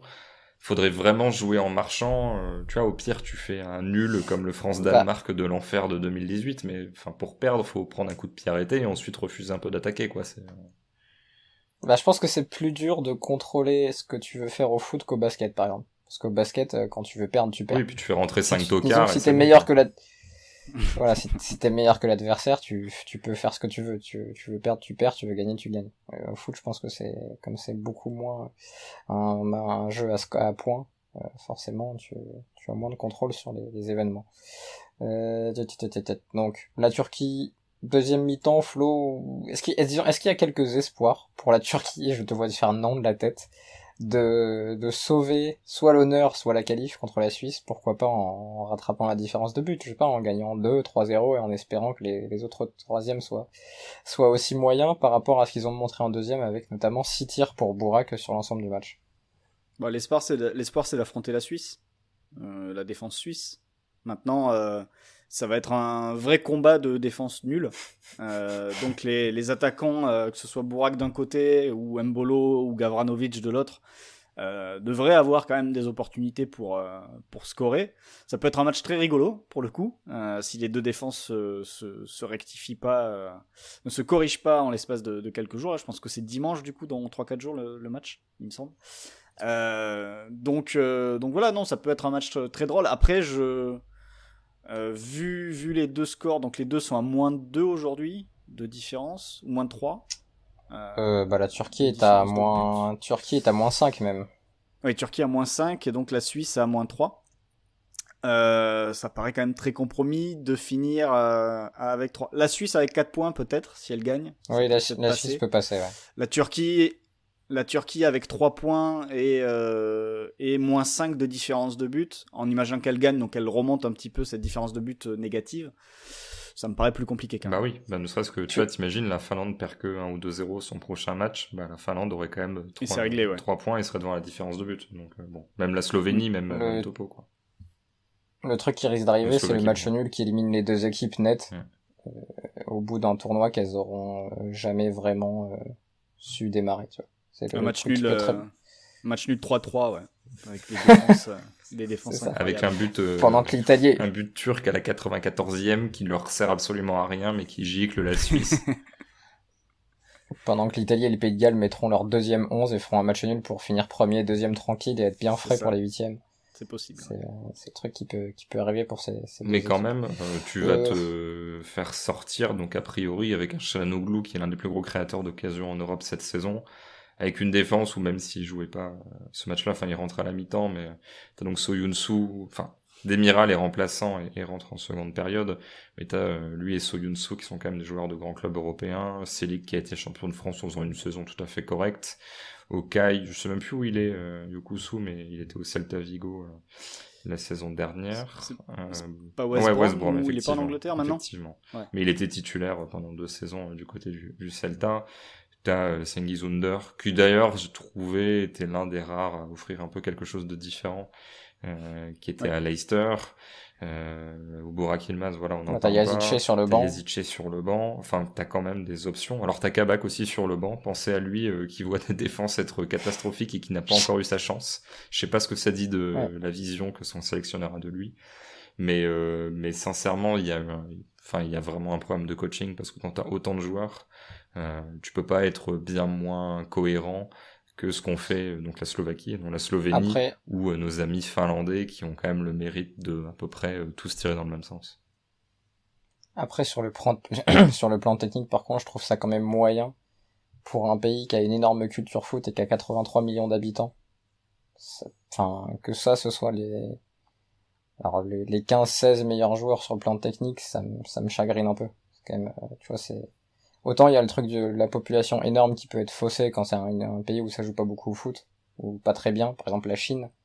Mais la Turquie, c'est un des pays où la passion du foot est la plus forte. Alors peut-être qu'ils devraient dans leur championnat arrêter de prendre des mecs à 32 ans et leur filer des énormes salaires et faire jouer des Turcs et penser à la formation, je sais pas, mais c'est enfin je sais pas ce que vous en pensez vous, mais je trouve quand même qu'il y a certes il y a des très bons joueurs, hein. Enfin des bons joueurs, mais il y a des postes où c'est extrêmement faible. Je trouve que dans la technique, la vivacité, il y a des limites, quoi. Je veux dire que là, sur le Turquie-Pays de Galles, les deux meilleurs joueurs, ils sont en face. Oui, après là, tu vois, on va parler de la Russie un peu après, et c'est un petit peu le même délire, je pense. Oui, c'est même bien Avec pire. À mon sens. Oui, c'est même pire. Ouais. Mais- Il n'y a pas de Çalhanoğlu, par exemple. Enfin, il y a du Golovin. Non, mais je suis d'accord écoutez, avec si toi, vous avez- Raphaël, sur le constat. Maintenant, là, ce que tu me dis, C'est-à-dire que c'est que autant- t'as des joueurs 5 sur 10, et ça serait bien d'avoir des joueurs 7 sur 10, mais moi, là, je te dis que les joueurs 5 sur 10, ils ont joué 2 sur 10. Donc, je suis plus sur Ah non, le... mais Non, mais en gros, je suis plus focalisé sur la sous-performance que le fait qu'effectivement, il y aurait moyen, avec peut-être une meilleure formation, j'en sais rien. Effectivement, pas aller chercher Seri, Nzonzi, mais aller chercher d'autres joueurs. Bon, je parle de gens qui sont plus là-bas, hein, mais c'est les deux premiers exemples qui me viennent en tête de milieu de terrain. Effectivement, il y a peut-être moyen de donner leur chance à d'autres joueurs, mais en fait, pour l'instant, j'en suis pas là. J'en suis à me demander pourquoi Seigneur Gounes ne sait pas mettre en place une relance au sol et un pressing, en fait. Et pourquoi cette équipe-là joue un football totalement anachronique, où t'as l'impression que les valeurs de combat, etc. vont compenser, alors que ça sert à rien d'aller au combat quand tu le fais à contre-temps, quoi. Oui, mais écoute, on verra, mais j'espère pour la Turquie qu'ils arriveront à sortir à la fois de meilleurs joueurs et à mieux les organiser lors de leur prochaine compétition, parce que celle-là risque de ne durer encore qu'un seul match. Florent m'avait offert une transition parfaite vers Finlande-Russie, victoire 1-0 de la Russie sur un but de Miranchuk, le milieu offensif de l'Atalanta, passe D d'Artem Dzyuba, la tour russe, face à une Finlande en 5-3-2. Je vais même pas donner les compos de Pays de Galles et Turquie, mais franchement, ça valait pas le coup à tous les postes, et puis on a parlé de la plupart des joueurs. Du côté de la Finlande, donc Radecki dans les buts, une défense à 5, Uronen, O'Shaughnessy, Aradjouri, Toivio, j'arrive pas à lire, pardon, Raitala, Théoï. très bien. Kamara, Schuler et Lod au milieu, et devant Pojanpalo Puki, le duo des armées connues. Du côté de la Russie, une équipe en 3-4-2-1, si je crois au score. Safonov dans les buts, Barinov, Diveev, Dikia derrière, à droite Fernandez, le naturalisé, à gauche Kuzyaev, au milieu de terrain Zobnin et Ozdoyev, Miranchuk et Golovin entre les lignes, et Dzyuba en pointe. Est-ce que c'était ça, Flo? Je sais pas, je t'ai vu douter un peu, hocher ou pas la tête sur certaines organisations que j'ai données. Alors, je vais tout de suite parler de ce que j'ai bien aimé côté russe. C'est leur mise en place tactique face au 5-3-2 finlandais. Ou, comme tu le disais, ouais, 3-1-4-2. Moi, j'ai plus vu un 3-1-5-1 avec une ligne de 3, avec le ballon. Hein, c'était comme ça. Sans le ballon, ça pouvait bouger, ça bougeait beaucoup, ça bougeait même trop pour les Russes qui étaient un petit peu perdus, j'ai l'impression, à partir du moment où ils n'avaient pas le ballon. Et du coup, oui, en effet, t'avais donc une ligne de 3 pour ressortir la balle. Avec le temps que ça charge, il faut que je meuble. Avec. Donc, je vais commencer par devant parce que je m'en rappelle. Avec Dzyuba en pointe, évidemment. Comme tu le disais, ouais, Miranchuk qui jouait intérieur en soutien de Dzyuba. Ensuite, sur les couloirs, les demi-espaces gauche et droit, il y avait Golovin à gauche et Ozdoyev à droite. Et ensuite, on avait des latéraux positionnés très très haut avec Kuzyaev côté gauche et Mario Fernandez à droite. Mario Fernandez qui va sortir très vite, remplacé par Karavayev. Ensuite, tu avais Zobnin qui était le numéro 6. Et derrière, Barinov, Diveev et Dikia qui étaient les trois centraux. Donc ça faisait en fait un 3-1-5-1. Et en fait, ce qui était intéressant face au 5-3-2 d'en face, c'était il y avait un circuit qui était très simple, mais finalement, fallait l'utiliser. Donc les deux latéraux étaient très hauts, de manière à étirer la ligne de 5 finlandaise au maximum et à mobiliser les latéraux adverses. Et Ozdoyev, donc qui était à la base dans le demi-espace droit, s'excentrer volontairement. Ils sortaient du bloc de manière à forcer le bloc finlandais, le bloc de 3 joueurs au milieu de terrain, à coulisser vers lui. Donc à partir du moment où Kamara a coulissé vers lui, forcément les 2 Finlandais avec lui au milieu de terrain coulissent aussi, et ça libère de l'espace dans le demi-espace gauche où il y avait Golovin qui se situait et qui attendait la balle. Et en fait, très souvent en première mi-temps, les Russes ont fait ça, on sort côté droit, on touche Ozdoyev qui fait sortir Kamara, qui fait coulisser le milieu finlandais, et on essaye de renverser très vite côté opposé pour trouver Golovin et ensuite essayer de terminer. Et à la finition, il y avait notamment la passe vers Mario Fernandes au deuxième poteau, qui va d'ailleurs se blesser sur un contact aérien. Et ça, tu vois, rien que ça, voir chez les Russes cette tentative face à un 5-3-2 en face, rien que ça me les a rendus un petit peu sympathiques, même si l'exécution était pas géniale. Au moins, ils ont essayé quelque chose qu'on n'avait pas du tout vu lors du premier match où ils étaient totalement passés à côté. Et pour moi, rien que avoir vu ça leur permet de mériter leur victoire. Néanmoins, comme je disais, sur la phase défensive, c'était très compliqué. Dès que les Finlandais réussissaient à sortir, il y avait danger quasiment. Je crois que c'est Divayev, le numéro 3, qui fait plusieurs sauvetages très, très importants et décisifs je crois que c'est face à Pukki à chaque fois, où il tacle et il arrive à contrer un tir. Donc le coup près n'est pas passé loin. Les Finlandais ont failli marquer d'ailleurs dès la première minute sur un pressing haut. C'est-à-dire les Russes étaient bien dans le coin adverse. Par contre, dans leur moitié de terrain, que ce soit les sorties de balles ou la défense, c'était très très très compliqué. Donc ça passe face à la Finlande. Le dernier match face au Danemark sera décisif pour eux, ça risque d'être un petit peu limite. Oui, même si avec un match nul, il y a de bonnes chances ça peut passer aussi. Donc, ils vont peut-être retrouver un jeu un peu moins ambitieux. Christophe, la Finlande, qu'est-ce qu'on en garde sur ce match-là ? On en garde ce que j'ai... Alors, on le sait, hein, mais ils sont forcément dépendants du score, c'est-à-dire qu'à partir du moment où ils sont menés, c'est quand même assez compliqué. Alors, ils essayent les choses, hein, mais la seconde période, ils courent derrière le score, tu sens que, dans tous les cas, ça attaquera pas à 8, et que si t'attaques forcément en infériorité numérique à 3 contre 7, tes 3 joueurs, c'est pas des superstars qui vont faire des différences tout seul, donc tu peux, tu vas quand même essayer des choses. Il y a un Kamara que j'ai trouvé assez intéressant. Je suis pas le seul, d'ailleurs l'ami Maxime Brigand qui me spamme de messages sur WhatsApp et qu'on salue parce qu'il nous écoute quand il reprend le métro aux aurores ou le soir. Il a beaucoup aimé Kamara et c'est vrai que ça fait partie de ces joueurs, peut-être même le seul joueur, sauf à parler des 2 attaquants, mais où tu sens quand même une qualité un peu supérieure au reste. Les autres, ce sont des joueurs de devoir qui sont capables de faire le job. S'il y a une passe vers un partenaire qui s'est démarqué, ils vont la faire. Maintenant, la créativité, elle est quand même assez moyenne. Et quand t'es mené, ça revient toujours un peu à cette question de la créativité. Comment tu vas faire pour battre une défense qui est regroupée ? Il y a quelques bonnes idées, quelques percussions, des centres, des déplacements des 2 attaquants. Maintenant, c'est pas... On les avait comparés à l'Islande, ils ont pas de Sigurdsson. Oui, non, ils ont pas ni de Sigurdsson, ni de Sigthorsson d'ailleurs. Ils ont ni le passeur, ni le mec très bon dans les airs. C'est vrai que cette créativité au milieu d'un espèce de numéro 10 manque. Alors je sais pas pourquoi. Alors il est pas forcément dans ce registre-là, mais Sparv n'a pas joué, Force non plus n'a pas joué. Ça m'a un peu étonné parce qu'ils ont quand même fait 4 changements, voire même 5, je ne sais plus, 4 changements. Et Force, je crois que c'est lui qui avait marqué contre l'équipe de France d'ailleurs à l'époque, et qui a joué toute la saison avec Brentford, que j'ai vraiment beaucoup aimé. Donc il va jouer en première ligue la saison prochaine. Donc vraiment je pense des 11, c'est l'un de ceux qui a fait la saison la plus pleine, derrière peut-être Radecki et Pukki. Et pourtant il a pas joué, donc bon, peut-être qu'il y a des problèmes que j'ai pas vus sur le plan physique qui ont été relayés. Mais sinon, en fait... c'est même quand ils essayent d'attaquer, tu sens que ça reste équilibré, qu'ils n'ont pas forcément cette mentalité d'attaquer pleine balle. C'est vraiment plutôt une défense à 5 qu'une défense à 3. Les Pistons sont quand même assez prudents. On n'est pas sur Mbabou qui va jouer limite ailier. Maintenant, c'est vrai que il y a ce but refusé pour un hors-jeu de 10 cm sur une récupération haute. Et bon, ça change tout évidemment, parce que non seulement un but change tout par définition dans le foot, mais quand en plus il est marqué par une équipe qui est à vocation assez défensive, je pense que ça les aurait mis dans une situation de confort qui aurait vraiment tout changé. Je suis pas sûr que la Russie aurait trouvé énormément de solutions face à ce bloc-là, mais ça a quand même montré, ça n'a pas été fait non plus ultra souvent, mais que la Finlande pouvait presser Alors c'est plus facile de presser une équipe qui a du mal à faire 3 passes dans son camp sans faire une erreur technique. Hein. S'ils font le même pressing face à l'Italie, je pense que la question se posera pas, hein, mais je pense qu'ils prennent des buts. Enfin, a priori, la question se posera pas. Mais il y avait quand même cette volonté de cibler, voilà, de sortir, genre la balle c'est un peu longue sur le latéral, tu sors sur le temps de passe pour intercepter. Il y avait comme ça une volonté de temps en temps de défendre en avançant, qui a pas rendu le match ultra spectaculaire, mais qui a au moins montré que bon, on n'est pas juste dans notre bloc bas à attendre, à essayer de marquer sur une espèce d'heureux hasard comme l'a été la Suède.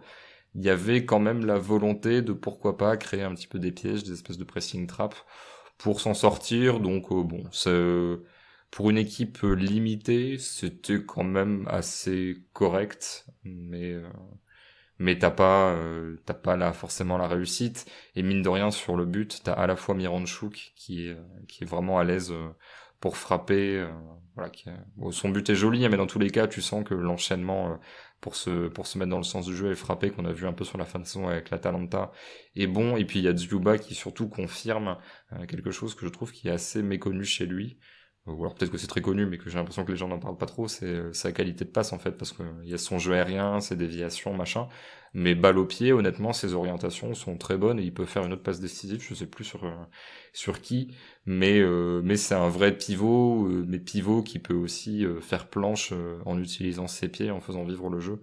Donc ça c'est bien, c'est pas juste quelqu'un qui va se caler dans la surface et qui va pas faire grand chose d'autre, comme peut l'être un peu plus Kiefer Moore, qui de toute façon n'évolue pas au même niveau au sein de son club. Voilà messieurs pour ce match Finlande-Russie, est-ce que vous avez un mot à rajouter ou on passe au pari avec notre partenaire PMU.fr?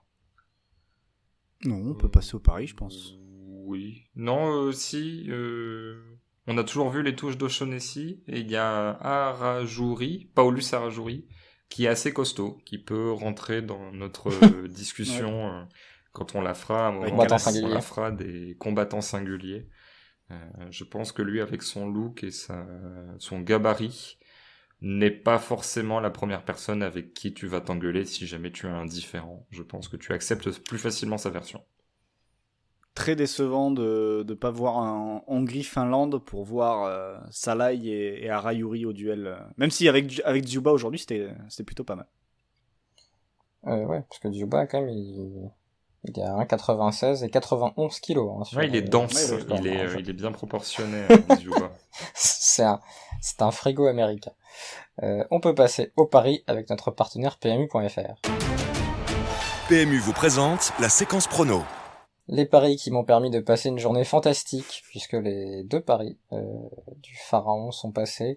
Le premier, c'était sur Finlande-Russie, 0 ou 1 but. Je pense qu'il était quand même plutôt bien senti, malgré le nombre de tirs. 25 tirs sur l'ensemble du match. Alors, je sais pas de quelle qualité étaient les tirs, mais ça tire beaucoup pour le coup. Et puis le but après la 35e minute sur Pays de Galles-Turquie, où Aaron Ramsey a failli me faire foirer mon pari. Heureusement, il a frappé au-dessus quelques minutes avant de marquer. Pour le coup, vraiment un but. Donc voilà, c'est un 2 sur 2. Qu'est-ce que tu avais fait, Flo, dans tes paris? Qu'est-ce que tu avais proposé? Ça a fait 0 sur 2, c'était but de Dzyuba, et c'était 2 buteurs, but de Dzyuba et but d'Embolo. Donc oui. Dzyuba était passeur, et Embolo, de toute façon, je l'imaginais sur faire mal à l'Italie sur des transitions, mais pour pouvoir avoir des transitions, il faut récupérer le ballon. Pour bien récupérer le ballon, il faut bien défendre. Et si tu défends pas bien, Mbolo il peut pas avoir de transition. Donc du coup, voilà, ça devenait compliqué. Et puis on l'a pas dit, mais j'allais dire, il y a encore eu quelques bonnes séquences de pressing à la perte italien, Flo, qui ont peut-être empêché de Mbolo d'avoir ces occasions-là. Oui, non, mais ça après, c'était évident. Mais je retiens surtout que la Suisse n'a pas défendu. Donc à partir du moment où tu défends pas, tu peux pas contre-attaquer. Ouais. Bon, puisque ce que je dis est évident, Flo, tu vas essayer de nous dire des choses plus intéressantes que moi, et tu vas te lancer sur tes 2 paris, qui concernent donc les matchs Pays-Bas-Autriche et Ukraine-Macédoine du Nord, et je t'invite à commencer par Pays-Bas-Autriche, parce qu'on ira voir Christophe juste après ton pari. Ah, bien préparé tout ça. Alors, Pays-Bas-Autriche, oui, je vais sur notre chaîne YouTube, parce que oui, Vue du banc a une chaîne YouTube depuis quelques jours maintenant, qu'on alimente régulièrement avec les vidéos de nos émissions, des extraits. On a évoqué pourquoi ne pas céder un petit peu à la hype autrichienne après le premier match. Et j'ai envie de céder à la hype autrichienne pour 2 raisons, et avec un pari qui est que l'Autriche va marquer 2 buts ou plus aux Pays-Bas, ce qui est un pari. Raphaël, tu vas me rappeler la cote parce que je n'y ai pas accès à l'heure actuelle. Elle est évidente, cette cote, elle est à 3,20. À 3,20, une cote à 3,20 pour l'Autriche, parce que les Pays-Bas, on les a quand même vus en vraie difficulté pour défendre face à l'Ukraine, avec Yaremchuk qui était un élément clé pour remonter les ballons côté ukrainien. Et on a vu une équipe d'Autriche qui avait quand même pas mal de circuits plutôt sympas, plutôt bien élaborés pour mettre en difficulté la défense de la Macédoine du Nord. Et en fait, je me dis que les Pays-Bas, qui sont plus joueurs, qui sont assez souvent ouverts au milieu de terrain, parce que avec leur orientation très individuelle dans leur manière de défendre, je me dis qu'il y a des passes à l'intérieur qui peuvent passer directement vers un point d'appui qui serait un des attaquants. J'ai plus les noms en tête. C'était Kaladzic ou Grigoric, puisque Arnautovic lui sera suspendu. Donc je me dis que l'Autriche va trouver des moyens de mettre en difficulté la défense des Pays-Bas, parce que les Pays-Bas sont plus orientés vers l'attaque que l'idée de défendre correctement leur but. Et du coup, les 2 buts marqués, peut-être qu'ils perdent en 3-2, hein, c'est pas impossible, mais je me dis que 2 buts marqués par l'Autriche demain, c'est pas non plus improbable. Ah, et on va aller vers l'homme qui a mis les mêmes lunettes de soleil que Bernard Montiel quand il va à Chamonix, c'est Christophe Kuchli, qui a des magnifiques paires de carreaux sur la tête, là, et qui va nous parler de son pari sur Pays-Bas-Autriche, qui peut rejoindre celui de Flo, ce qui va être assez énervant parce que ça peut être le seul pari réussi de sa compète et lui permettre de finir devant nous. Donc vas-y Christophe. Ça sera d'autant plus énervant que ta remarque est totalement fausse puisque je reste sur 2 paris réussis. Donc du coup... Oui, mais même si tu les avais pas réussis, tu vois, celui-là, il suffit que tu le passes et c'est bon, c'est réglé. Oui, absolument. Je veux même pas... Oui, c'est sûr que si on refait toute l'histoire, après, si tu te prénommais Jean-Luc, on t'appellerait Jean-Luc. Alors, mon pari, c'est donc le but de Martin Hinteregger, côté à 20. J'étais parti sur une idée de but dans tous les cas. J'avais vu que Florent avait déjà cette logique de 2 buts autrichiens. Moi, j'étais plutôt genre sur 4 ou 5 buts dans le match, quelque chose comme ça. Et en regardant les codes des buteurs, j'ai vu que le meilleur joueur de tête de cette équipe, ou pas loin, et l'un des meilleurs joueurs de tête sur les coups de pied arrêtés offensifs en Europe, était aussi bien coté. Alors évidemment, c'est pas non plus quelqu'un qui va marquer chaque semaine, hein, mais la cote à 20, reflète ça assez bien. Mais Martin Hinteregger a marqué 2 buts cette saison en Bundesliga et surtout 8 la saison précédente avec Francfort. C'était le meilleur buteur en Europe sur corner. Et voilà, c'est quelqu'un qui sait y faire, et je pense que dans tous les cas, l'Autriche aura l'occasion d'avoir des coups de pied arrêtés. Et donc, dans ces coups de pied arrêtés-là, ça fera partie des menaces. Et comme en plus, alors, c'est à double tranchant, hein, c'est-à-dire qu'Alajic, s'il joue, mais je pense qu'il jouera vu qu'Arnautovic est suspendu. Bon, il est très grand, donc à la fois il peut prendre des ballons de la tête, mais il peut aussi faire diversion, parce que j'imagine que nos amis néerlandais vont peut-être mettre un De Ligt, par exemple, sur lui, et du coup ça peut libérer Hinteregger, qui encore une fois n'est pas le plus grand, mais il a un vrai sens du timing, il marque pas toujours de la tête d'ailleurs, des fois ce sont des ballons qui traînent et qui réussissent à pousser dans les buts du pied. Mais donc voilà, mettre une cote à 20 sur quelqu'un qui a marqué 10 buts lors des 2 dernières saisons en championnat, bon, je pense que c'est un truc qui peut se tenter, et ça me ferait très plaisir que ça passe pour calmer un petit peu tous ces médisants, notamment ceux portant un nom grec. On retourne voir Flo qui va nous parler du 3e match de demain ou d'aujourd'hui, selon l'heure d'écoute d'aujourd'hui, prenez-le justement, à part si c'est la nuit. Ukraine-Macédoine du Nord, et c'est un happy bet, Flo. Oui, c'est un happy bet. Tu me diras si je me trompe pour la cote, c'est à 3,10. Alors non, c'est à 3,30 alors. Et non, c'est à 3. Enfin, en tout cas, ce que okay. tu m'as envoyé, c'est à 3. On peut débattre, mais non. Tant pis. Et tu vas pouvoir nous citer le nom qui est sur le site de PMU.fr, qui peut perturber quand même. Qui peut perturber parce que donc on connaît tous depuis le dernier Vue du Banc où on a parlé de lui, Roman Yaremchuk, qui est l'attaquant de pointe de l'Ukraine, qui s'appelle Roman Makuk sur PMU. Alors je ne sais pas pourquoi, je ne sais pas d'où ça vient cette écriture, mais voilà. Et du coup le happy bet, c'est de dire que Roman Makuk, donc Yaremchuk ou À moins qu'il y ait vraiment un Mac-Huck et qu'on l'ait loupé, mais je pense pas. S'il passe pas, Flo, tu pourras te plaindre et dire à PMU, mais non, mais moi j'avais parié sur Mac-Huck. Oui, voilà. De toute façon, il a pas joué, donc. C'est ça. Mais du coup, le Happy Bet, c'est but soit de Roman Mac-Huck ou de Andriy Yarmolenko en première mi-temps face à la Macédoine du Nord.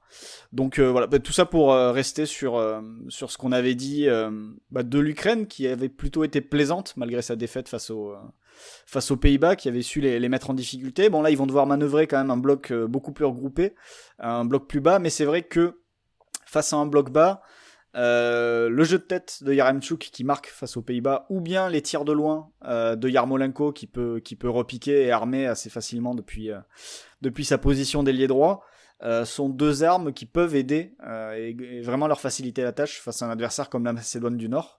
Donc voilà, et sachant que lors du match face à l'Autriche, la Macédoine du Nord avait craqué quand même assez rapidement avec l'ouverture, je pense que c'était aux alentours de la 20e minute, l'ouverture du score de Leiner.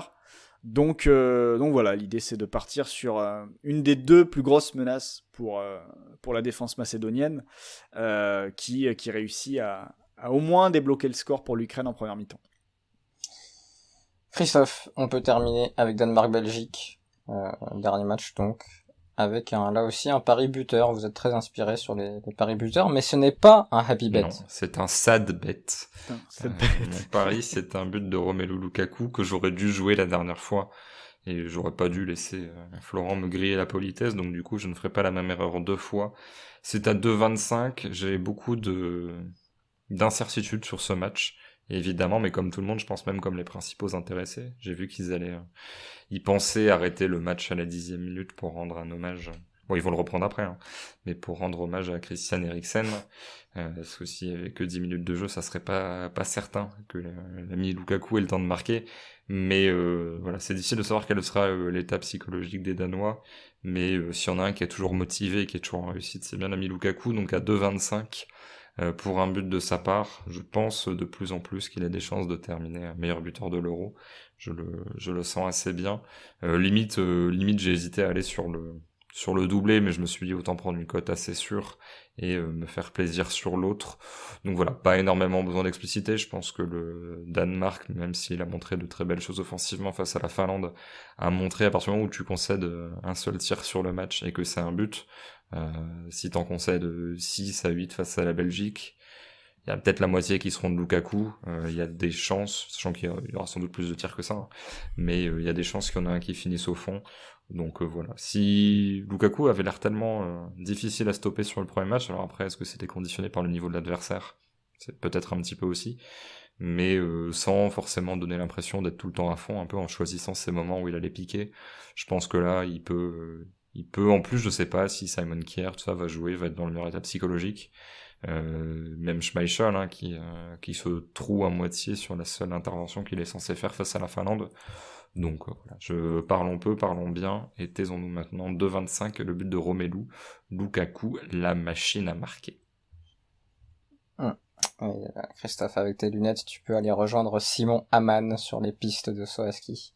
Je te laisse rejoindre ton idole, parce que c'est quand même, on le répète, ton sport favori, ou quasiment. Oui, mais Simon Hamann n'est pas du tout mon idole. Donc, remettons les choses. Quel est ton idole en termes de saut à ski? J'ai pas vraiment d'idole. J'aimais bien Janne Ahonen, qui ne disait pas un mot, qui était finlandais, absolument. Et j'aimais bien Adam Malysz, qui était rigolo, le polonais, avec sa petite moustache. Mais je suis plus un homme qui aime vibrer sur les grands concours. En fait, je me laisse porter. J'ai pas vraiment de favori ou de haine. Mais j'aime bien Camille Storr quand même actuellement, qui est vraiment un homme de grand rendez-vous. Et c'est une valeur sûre. Et que devient Nicolas Dessous? La carrière est terminée, on est sur une reconversion. Je me demande s'il a pas commenté une ou deux épreuves d'ailleurs quand Nicolas Jean-Pro, le consultant habituel, n'était pas là. Je me demande s'il a pas dû dépanner. Mais je pense qu'il va très bien, on le salue s'il nous écoute. Qui était le français sauteur à ski il y a une quinzaine d'années. Ouais, c'est ça, quand j'étais gamin, 10-15 ans, ouais. Enfin, du coup, j'étais plus gamin à ce moment-là, donc peut-être même plus 15-20 ans. Tu serais quel genre de sauteur à ski, Christophe? C'est-à-dire, genre, comme s'il y avait un sauteur à ski flamboyant, tu sais, ils font tous à peu près la même chose, hein, ouais, globalement, il y en a pas qui font des loopings. Hein. Non, mais est-ce que tu serais est-ce que tu serais le genre de mec qui bouge beaucoup avant de démarrer, qui serait stoïque? Tu vois, il y a des mecs qui bougent la tête, qui bougent le corps beaucoup. Il y a des mecs, quand ils sautent à la fin, ils font une célébration un peu genre wow et tout, machin, ou d'autres qui sont très, très sobres et tout. Je sais pas quel genre de mec tu serais. Je pense que je serais le seul sauteur à ski qui trash talk, mais aussi le seul sauteur à ski qui n'est pas anorexique, parce qu'ils sont tous très minces. Or, je ne suis pas du tout très mince. Et donc, Du coup, tu serais peut-être pas parmi les meilleurs. Bah, c'est-à-dire qu'il faudrait faire des catégories de poids, quoi. Parce que là, sinon, ça serait un peu compliqué. Et moi, alors même si je passais sous les 80 kilos, ça reste quand même, je pense, 25 kilos de plus que tout le monde. Ah, on est sur des jockeys, en fait. D'accord. Je pensais pas que c'était à ce point. Absolument. Très bien. Pour cette parenthèse saut à ski qui, je l'espère, aura intéressé nos auditeurs et auditrices. Je suis pas persuadé, mais tant pis pour eux, elle existe et elle ne sera pas coupée au montage. Et tant mieux pour nous, bien sûr. Merci à Florent, merci à Christophe pour leurs fines analyses. On se retrouve demain pour un nouvel épisode, le 9e de la saison 8. Ciao. Salut. Cordialement. Vous avez tout compris grâce à ce podcast. C'est le moment de parier sur PMU.fr. PMU, que les meilleurs gagnent.